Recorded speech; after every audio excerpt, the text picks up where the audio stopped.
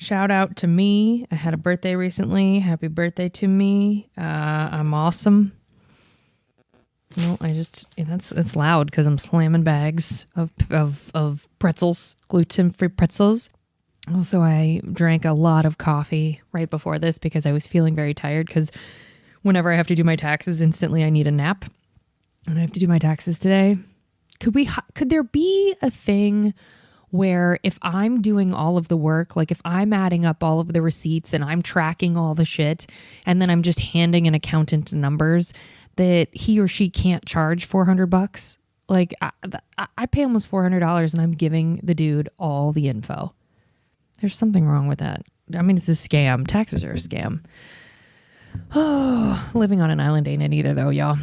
Island fever is real. What is this episode about? Well, it's called Hotel Hell. Oh, before I start actually having a focus, hey, request for anyone listening that works in music and or is a musician themselves. I am so bored with the music on the podcast. So bored. It never was really the right fit for me, but it was inexpensive. And I was doing my people pleasy thing of trying to give my roommate at the time, friend, some love. It has never fit the vibe of what I wanted for the podcast. The inspiration that I gave him before he made it was I really like Stevie Wonder and I'd like something to match kind of that sound. And then I got what I got. So I am happy to pay for your services, but if you are a musician and you would like to be featured on the podcast, I would love to give you a feature, and I would also love to change up the music. So if you are a musician, know of a musician, tinkered around on the ivories, what is it? What are the ways to say it? Do you make music? Because I want to change the music for the podcast. So if you do, please DM me or send us an email to servicefromhellpodcast@gmail.com. That's spelled how you would think. Don't send me your music directly. Just send me info about you. I don't care who you are, from where you live in the world. Actually, we are global.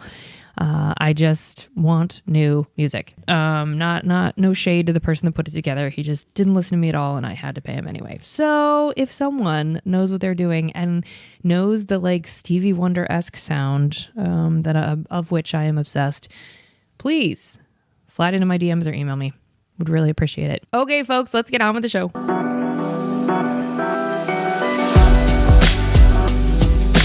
Oh yeah, and I forgot to mention, this is a bonus episode. You could probably tell by the title and the fact that I didn't credit any guests. It's just me, y'all. Let's go.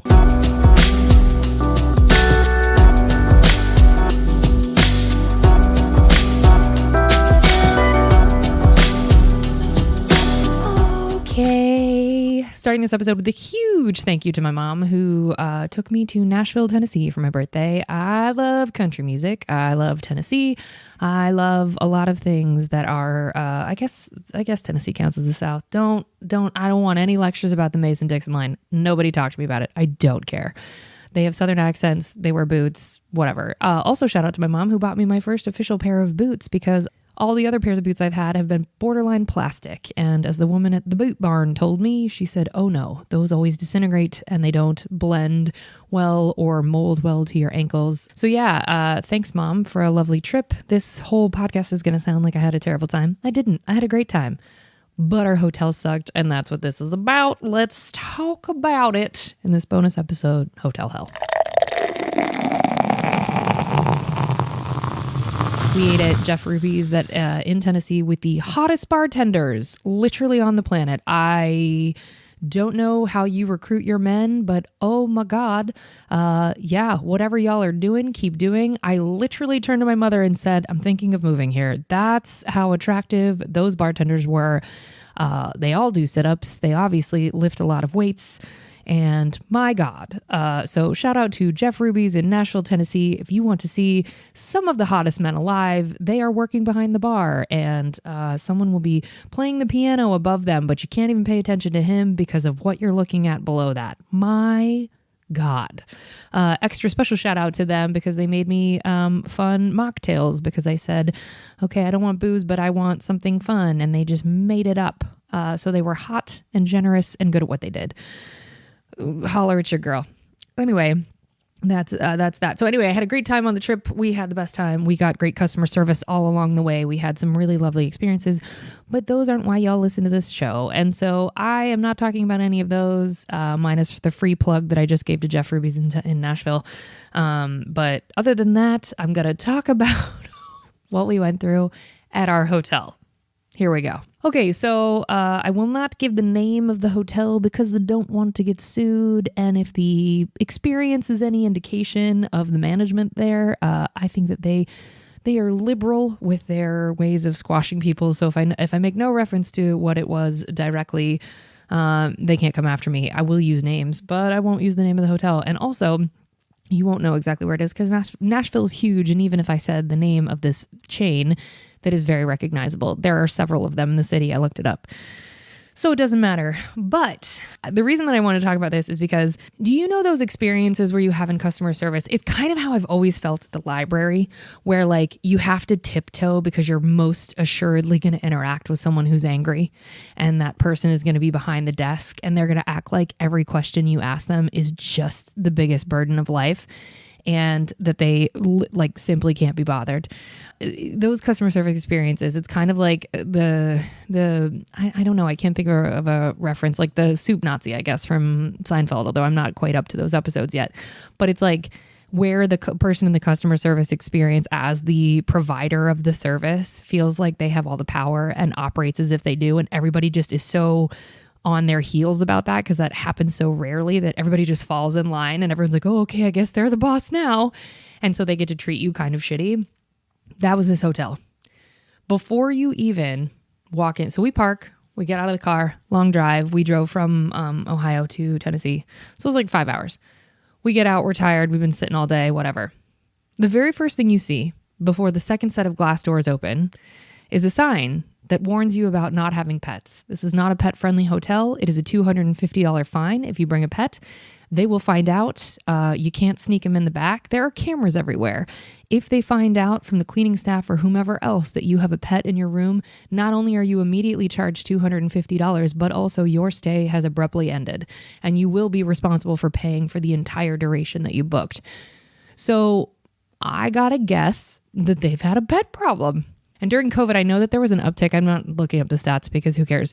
But I know that there was an uptick of a lot of pets being brought to hotels because people were leaving, much like I did, people were leaving the cities where they lived. So they were bringing their pets with them, shockingly. Anyway, so you see that sign and I was like, damn, I guess some dog did some damage. So then you get to the front desk and then there are like, I don't know how you would describe them, shields, but they're not the COVID shields. The desk was absolutely designed this way so that it's not an open desk that you see at like those super fancy, really expensive hotels. It's almost as if they've built cubicles into the front desk. And so you have to talk around these like pillars that are in front of these people to try and have an interaction with the people at the front desk, which they don't want to have with you. But taped to these like cubicle pillar looking things is another let y'all know this is not a pet friendly hotel sign. Then a new warning that is letting you know that checkout time is promptly 11 a.m. and don't even think about calling down for some sort of extended late checkout. It's at 11. Here's how much it costs. The full day rate if you stay long. 11:01 full day rate. So that's up there. And then on the other side of the pillar is the pet sign again. So now we've seen the pet sign 3 times. Now you see the checkout time is 11 o'clock on both pillars that are there. I keep calling them pillars. It's like the cubicles, whatever. Then there's another sign slapped right in the middle that says, hello, I'm Kat. And then it was a list of over 20 things. And when I tell you that it read like the terms and conditions of Apple, I was like, oh, I'm not reading this. And also when you check into a hotel, one of the hardest parts of customer service in general is repetition. I say this all the time about fast food restaurants. I don't know how y'all keep frying those fries and keep your sanity. I don't get it. And in a similar vein, I don't know how at a hotel you check a bunch of people in and you repeat yourself over and over and over again. Shout out to Patrick, one of my best friends who I love so dearly, who worked at a hotel in Manhattan for over a decade. and kept a great attitude and was taken really good care of, but loved helping people. He's an actor, so he was doing that on the side, so it wasn't like his primary thing, but he loved it. He was kind, and the stories he tells, he met some of the most fantastic people. This hotel was not that. So you see these signs, and I'm looking at the sign, and I read the first two numbers, and I don't remember because my brain had exploded at this point, because I thought, oh, this is going to be that kind of experience. And the first two were like giving you instructions about how to be, like checking in or whatever. And I thought, now I could understand if the person working at that time were hard of hearing, and so it's, you've given us your name, and you've given us a list of questions to be answered so that in case you miss them, the list of the answers is there, right? So I'm like, okay, whatever. So we walk in, and the girl woman who's working at the desk looks up, looks back down, and continues to play a game on her phone. Here's the thing. I talk about it all the time on the show. There are very few things that are going to make me homicidal, because I get how hard customer service is, and I get that like people are rude to you. When someone's walking in for the first time to your hotel, I understand that Words with Friends is super fun or whatever. I don't play it, but I hear that it is. Or Wordle. What's the cool one now? I'm a boomer. I don't care. Whatever this stupid game is Candy Crush still a thing? Are we doing that? Great. You're playing Candy Crush or whatever. I get that those games are addicting. That's the whole point of them. They're supposed to be. What I don't get is the check-in process. If it takes longer than 5 minutes, you're doing your job wrong. It should be so quick. You ain't walking us up to the room. You ain't even helping us with our bags. All you have to do is look us up by our last name, hand us keys, tell us a few things, and send us on our way. That's it. Top to bottom, that should be really a sub 2-minute experience. So she keeps playing on her phone, and then I do this super passive aggressive because, that's me. And she looks up and says nothing. And so my lovely mom, trying to keep it positive, is like, oh, we're here to check in. And the response is last name. And my mom's like, oh, gives her our last name. And she looks it up, and she was like taking her time, saying no words. On the desk is a printed out sheet of paper about a shuttle. And the way that it works is like where this hotel was not in the center of downtown Nashville. It was slightly outside. And so a shuttle downtown is great because parking downtown was exorbitant if you were, unlucky and couldn't find a meter or whatever. So they're like, it's $10 per person one way. And then it pick up here, drop off there. The sheet gives all the info. Call this number. Tell us when you want to book. Now, you could also book through the front desk. So as you can imagine, as a customer, that's confusing if I then go to ask you a question about it and your response is, we don't have anything to do with that. That's a third party separate company. So we see this sheet and I go to ask a question about it while she's looking things up. And she goes, oh, that's a third party thing. We don't have anything to do with that. And I say, oh, okay. So then I turn to my mom and I go, I wonder if this just comes on the hour. She hears me say that and she goes, no, we have to call it for you. Okay, you can see how that's a contradictory statement to what you've previously said, because either you're involved or you're not. But the halfway I can be pissed at you no matter what situation ain't it. So I said, oh, okay, so we just come down here and tell you when we need it. And she goes, look at the sheet. It runs on the hour. So I'm like, oh, we starting off great. So then she turns to my mom and sees if my mom wants to join some sort of weird get your points club for this corporate hotel.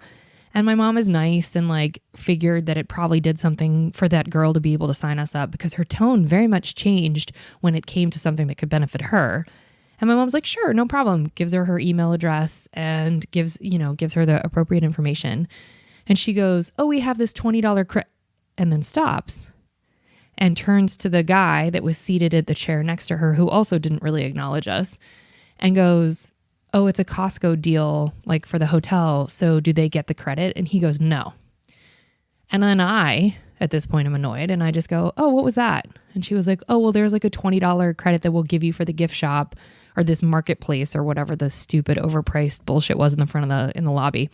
we would give you a $20 credit for that, but you have a Costco deal on the room, so we don't give you that.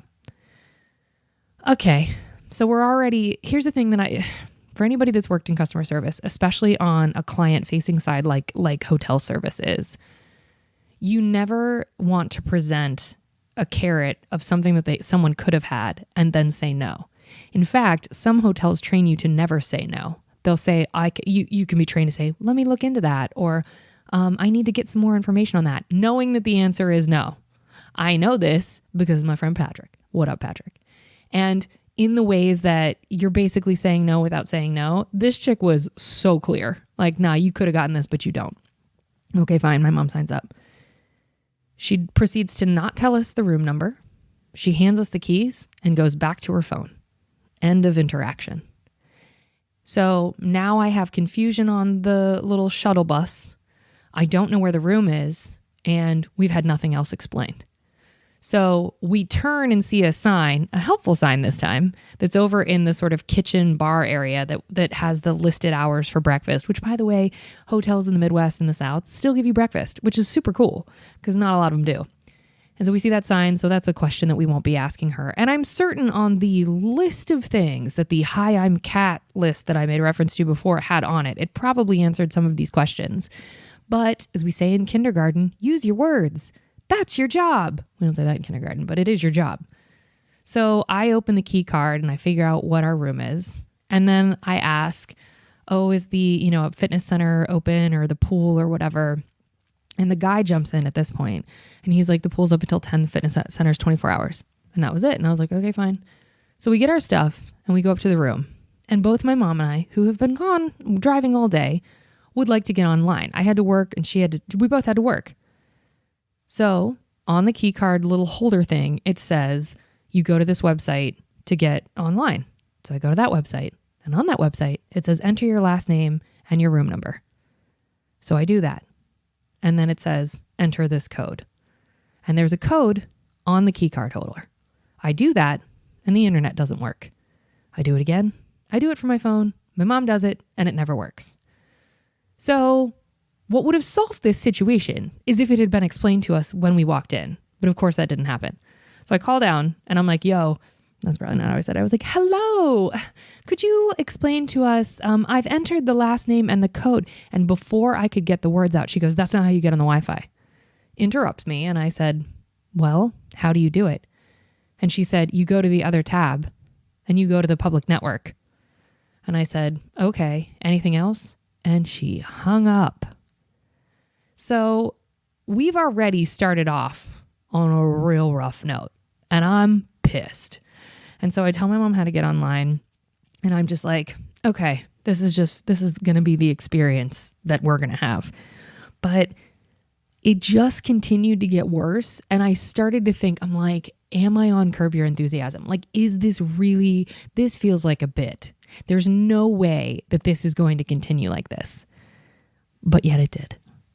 So I get the Wi-Fi situation handled fine.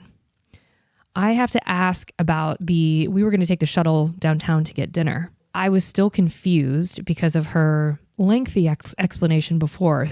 How on earth would I be confused? Because it's a third party, but it's not a third party, but they call them, but they don't call them, but they pick them up here, but it's not every hour. You can see my confusion. So instead of getting hung up on, and because I'm petty and wanted to make her have to explain it, I go back down to the desk. And the gentleman who sort of checked us in, but also mostly ignored us, is seated there. He's got earbuds in. He's also playing on his phone. And I turn, and she's on the phone. And so I turn to him, and he looks up, and he goes, I'm off the clock, and puts his head back down and keeps doing what he was doing. And I was like, I'm going to burn this whole building down. This is insane. So homegirl gets off the phone, and then she looks at me, says nothing.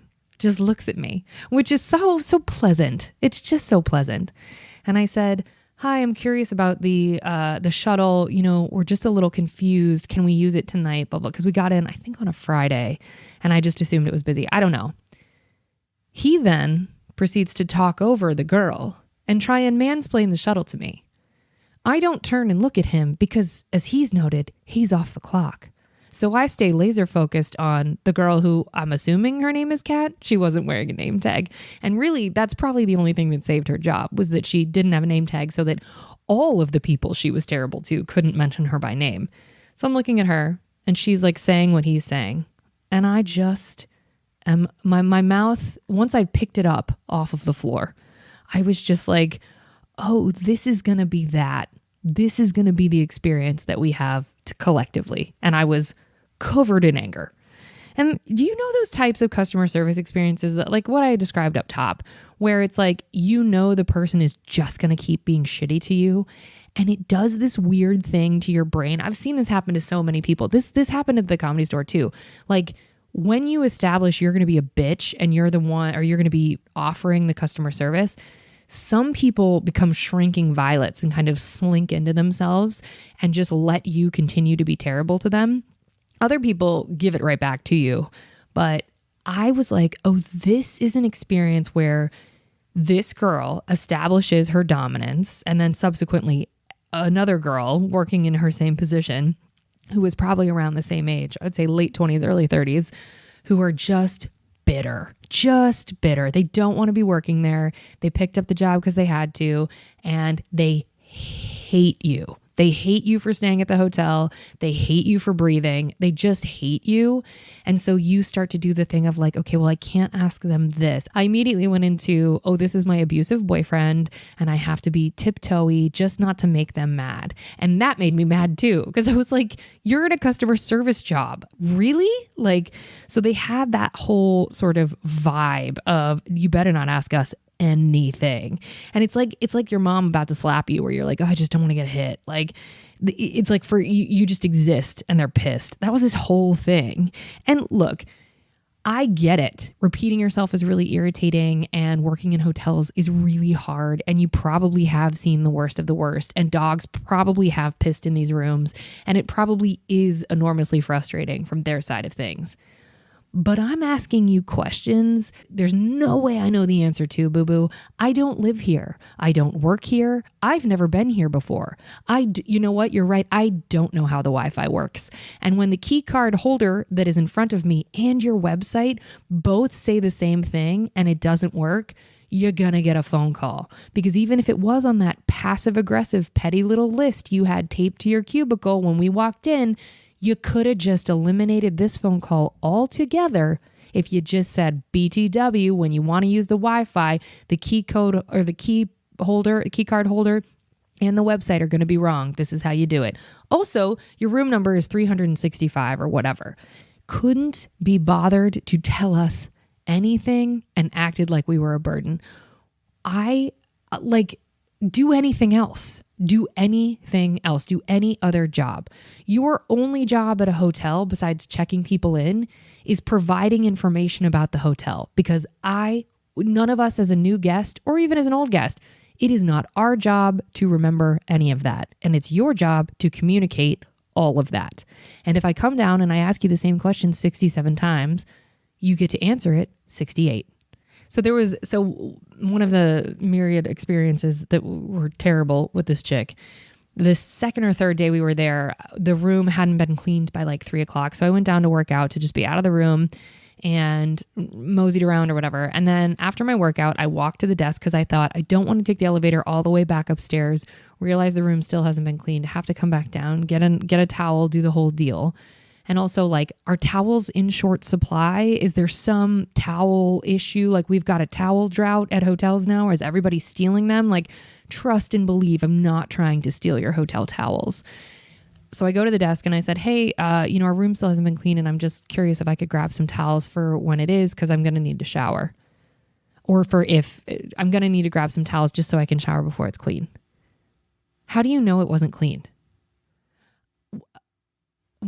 Is that a serious question? I didn't say that to her, but I'm like, because my eyeballs and my brain happen to both function on a way where if I see something, my brain can recognize what it is. And when a room isn't clean, my brain is like, that room isn't clean. What do you mean? And so I said, well, before I went to work out, it wasn't clean. Can I grab some towels so that I could shower? And she goes, what room number are you in? And I tell her, and she goes, and it's not clean. And I said, could I just grab some towels, please? So she slowly, very passive aggressively, like drips off of the chair and saunters her way to the back after having written down the room and then comes back 6 hours later and hands me these freshly spit on towels. And I take them and I say, thank you so much. Have an exceptional day. You know what? Have the best day of your life, because it seems like you're already en route to that. So I hope this continues to be the day you're the happiest to be on the planet. So then she hands me the towels that she most assuredly wiped her butt with before she gave them to me. And I go upstairs, and the room has since been cleaned. And it's like, I didn't need the towels anyway, but who cares? I'm not returning them. And the flip side of this, and what sucks for this hotel, is that the cleaning people were doing the most. This may be the cleanest hotel room I've ever stayed in, and I've stayed in some stupidly swanky places. My mom was like, oh, one of them worked on a cruise ship, because the towels were made into swans and into ducks and into the White House and into, like, I've never seen more elaborate towel displays. These women took pieces of tissue paper and drew eyeballs on them and made rabbits out of one of the towels. Rabbits with eyes and rabbits with bow ties. They put bow ties on the ends of the 2 toilet paper dispensers that were to the left of the toilet, to the point where my mom and I didn't even talk about it. We agreed not to use one of them so that we could look at the bow tie for the remainder of time we were staying at this hotel. Like, I could have eaten off the floor. They were doing the most. And we were like, my mom, God bless her, she is wildly generous, and she made sure we tipped them every day. And like, we weren't giving them $20, but like, we tipped them every day, which was very nice. But they ain't know that when we walked in the room and they already had, a live replica of every major dinosaur that has ever roamed the planet sitting in the bathroom to greet us. It was wild. So the juxtaposition of someone who can't even look up from her phone to that, I was like, the problem is the reputation of this hotel is going to get tanked because your front desk is so terrible, but your rooms are pristine. And we were told, like, I went down when I was asking for the towels, I said, like, hey, do the rooms get cleaned every day? I wasn't being accusatory. I was just asking because since COVID, not every hotel cleans the rooms every day.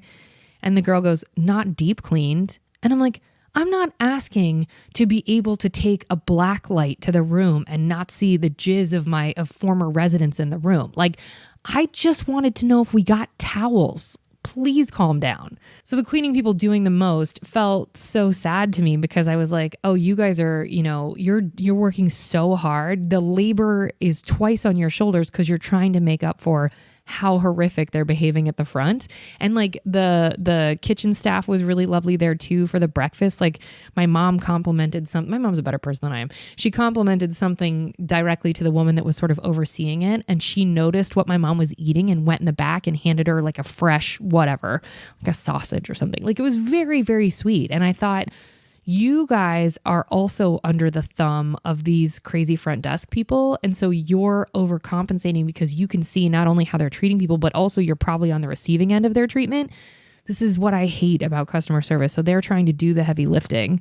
So the sign I forgot to mention, or at least like I read a review later. Because do you ever do that thing where you have a horrible customer service experience somewhere, and so then you go and do a deep dive for all the 1-star reviews to see if they had the same experience you did? That's exactly what I did whilst we were in the hotel. I was like, no, I'm going to TripAdvisor this place and see what other people are saying.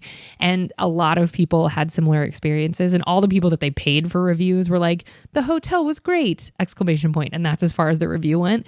And I was like, yeah, that's your friend Tina, who was asked to provide a review.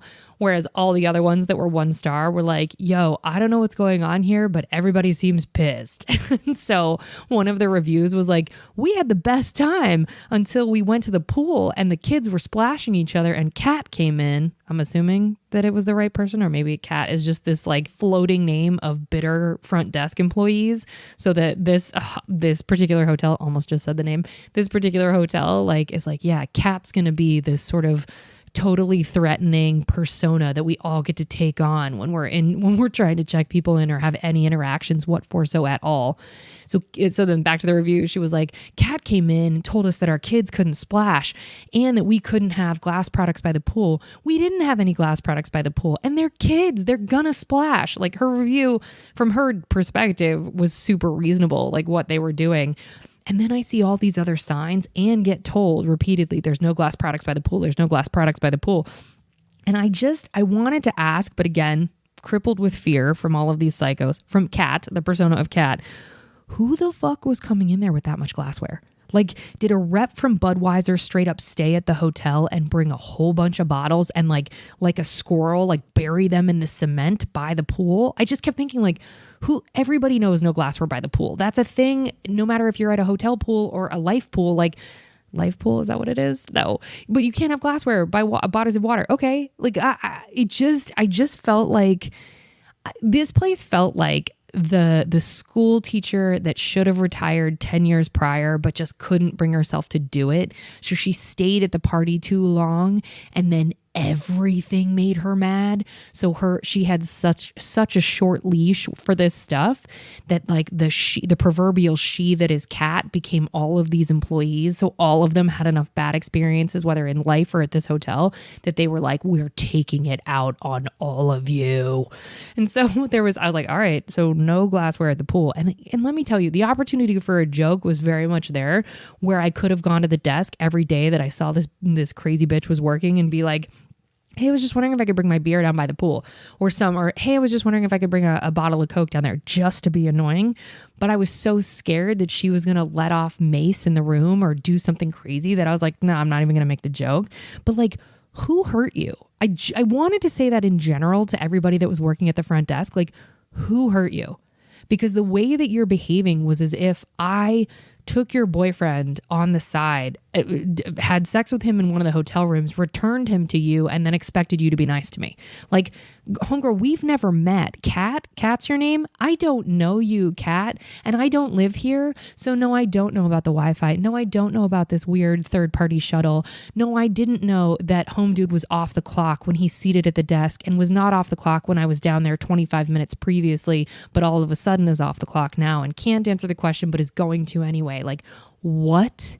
And so we didn't realize like how bad it was until my mom and I would have these conversations of like, because she would go down there earlier than I would. And she was like, oh yeah, there's this older woman who works at the desk in the mornings and she seems really nice. And so my mom literally, like we literally checked out 2 days early. Or a day. We checked out early from how we had the trip booked because of how terrible they were making this experience. Like, this is how much negative energy drowns the world. There was only really 3 employees working at the front desk who were shitty. And they were so shitty that we were like, we don't even want to walk into the hotel. Like, we're leaving early. They lost money.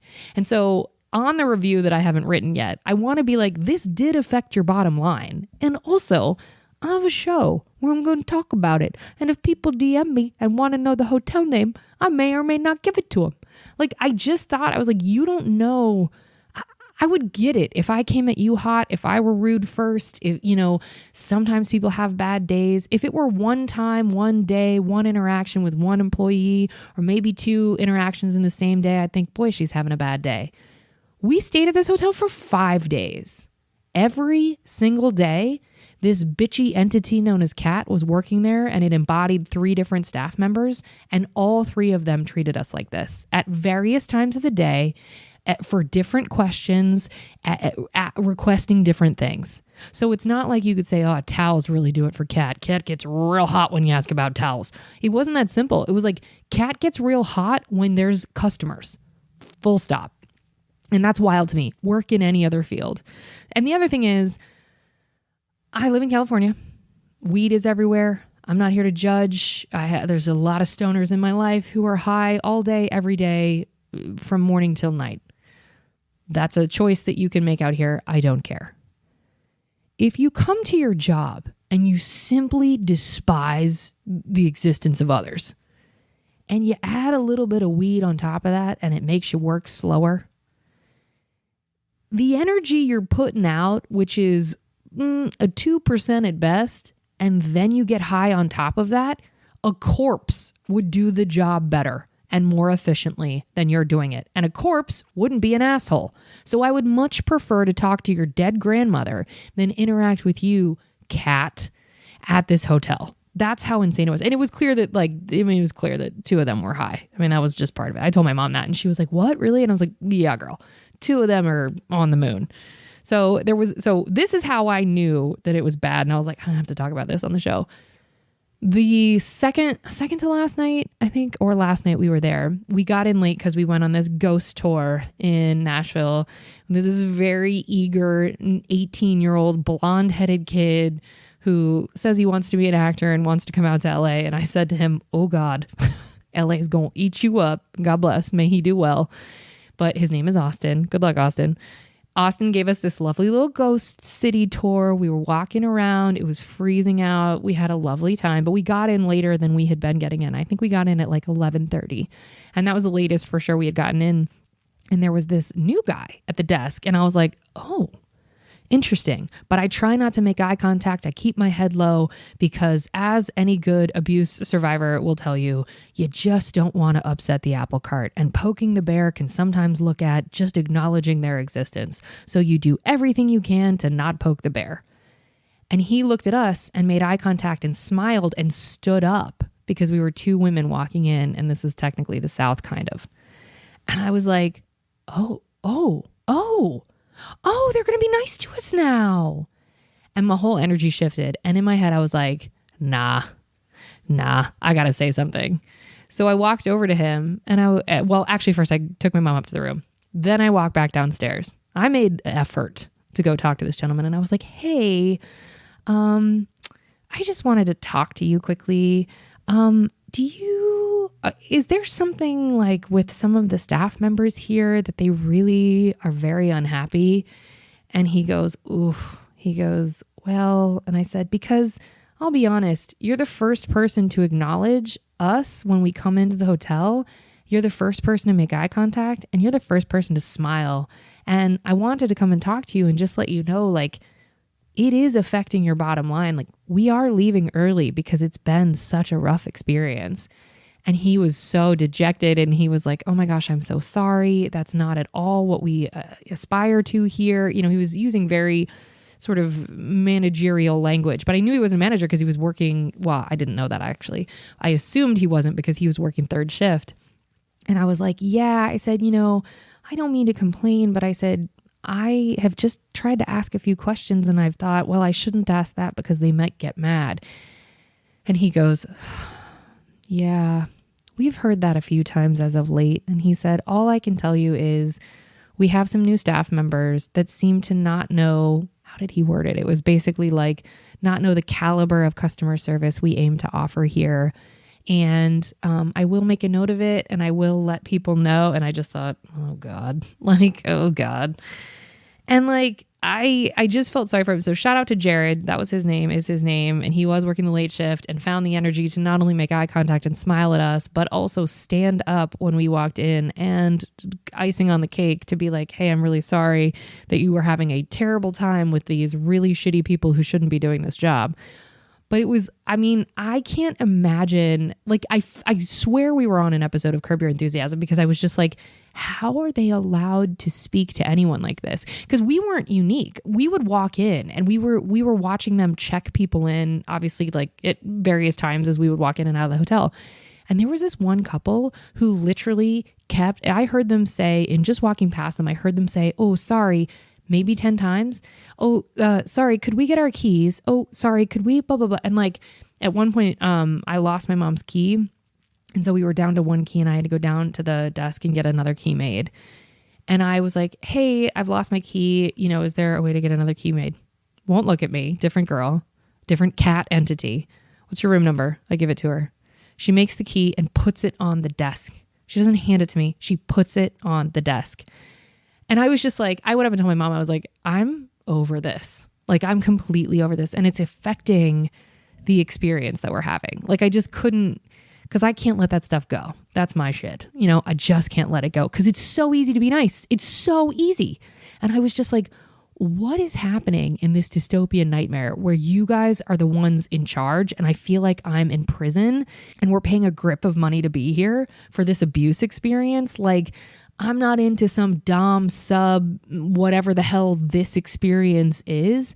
People have to sign up for that. I did not sign up for that. This is not some weird sex club. This is a hotel in Nashville. I'm not into this at all. And I am not going to give you more money for this experience. It was wild. Now, I will say because as I told someone about this experience and they were like, well, this is due to the labor shortage. Here's what I'll say. There is not a labor shortage. Full stop, end of sentence.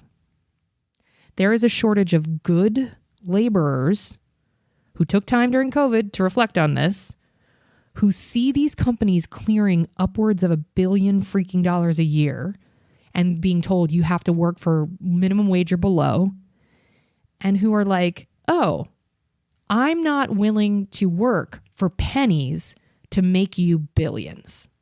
And so good laborers, myself included, stepped out of the labor market and said, have at it, everybody else. Continue to make billions off of the backs of people who don't give a shit about your business. So is there a labor shortage? No.